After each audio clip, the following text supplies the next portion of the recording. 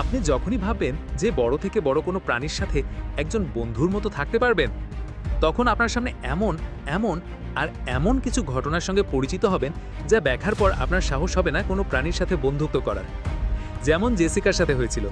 Jessica দীর্ঘ 10 বছর ধরে একটি অর্কা তিমিকে প্রশিক্ষণ দিয়েছেন, কারণ সে ছিল একজন অর্কা তিমি ট্রেনার।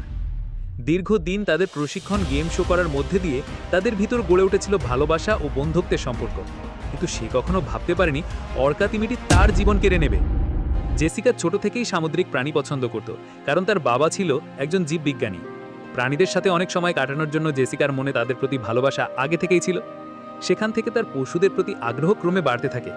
যেহেতু তার বাবা ছিলেন একজন জীববিজ্ঞানী, বেশিরভাগ সময় সে তার বাবার সাথে কাটাতেন এবং তার বাবা বিভিন্ন ধরনের সামুদ্রিক জীব নিয়ে গবেষণা করতেন। এদের ভিতরে জেসিকা তিমি এবং ডলফিন খুব বেশি পছন্দ করতেন। অবাক করা বিষয় হলো, জেসিকা এইসব সামুদ্রিক প্রাণীর সংস্পর্শে থাকার কারণে প্রাণীদের সকল আচরণগুলো বুঝতে পারতেন এবং প্রাণীগুলো জেসিকার সকল মনোভাব বুঝতে পারত এবং সেই ধরনের আচরণ করত।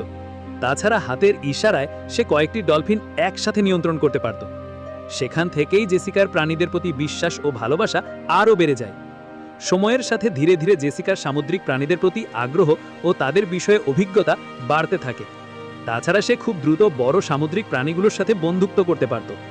তারপর সে অর্কাস ওশান হেভেন মেরিন পার্কে একজন বড় সামুদ্রিক প্রাণীর ট্রেনার হিসেবে যোগদান করেন এবং প্রথমবার অর্কার শো দেখার পর তার ভিতরে অর্কা তিমি ও ডলফিনকে প্রশিক্ষণ ও তাদের সাথে গেম শো করার আগ্রহ প্রকাশ করেন।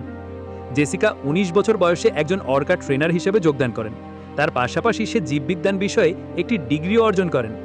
তারপর জেসিকা ওশান হেভেন নামের একটি শোতে কাজ শুরু করেন। সেখানে তিনি অর্কা তিমি ও ডলফিনের গেম শো করতেন। 21 বছর বয়সে জেসিকা ট্রেনার হিসেবে সাফল্য অর্জন করেন এবং সবথেকে জনপ্রিয় অর্কা ট্রেনার হিসেবে জনপ্রিয়তা লাভ করেন, যেখানে একটি অর্কা তিমির দৈর্ঘ্য প্রায় 22 ফুট ও ওজন প্রায় 5400 কিলোগ্রামেরও বেশি। এ ধরনের বিশাল আকারের অর্কা তিমি ও ডলফিনের শো দেখতে 500 থেকে 1000 মানুষের ভিড় হতো। এভাবেই জেসিকা অনেক বছর কাটিয়ে দেয় এইসব বড় বড় সামুদ্রিক প্রাণীদের সাথে। সে নিয়মিত অর্কা শো করতেন।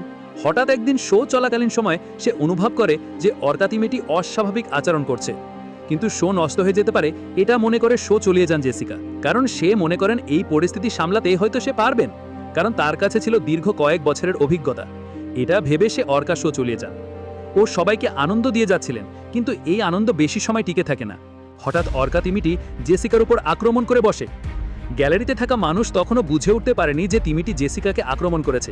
তারা এটি গেম শো এর একটি অংশ মনে করেন। তিমিটি যখন জেসিকাকে অর্ধেক গিলে ফেলে তখন আর কোনো কিছুই করে ওঠা সম্ভব হয়নি। নিরাপত্তা কর্মীরা অনেক চেষ্টা করেছিলেন তাকে বাঁচানোর জন্য, কিন্তু জেসিকা খুব ভয়াবহভাবে আহত হন। ক্ষতস্থান এতটাই বিশাল ছিল যে জেসিকা বেশি সময় আর টিকে থাকতে পারেননি। হাসপাতালে নিয়ে যাওয়ার আগেই চির বিদায় নিয়ে চলে যান জেসিকা। প্রাণীদের প্রতি ভালোবাসা ও তাদের সাথে বন্ধুত্বর বিনিময়ে জেসিকা হারিয়ে ফেললেন তার জীবন।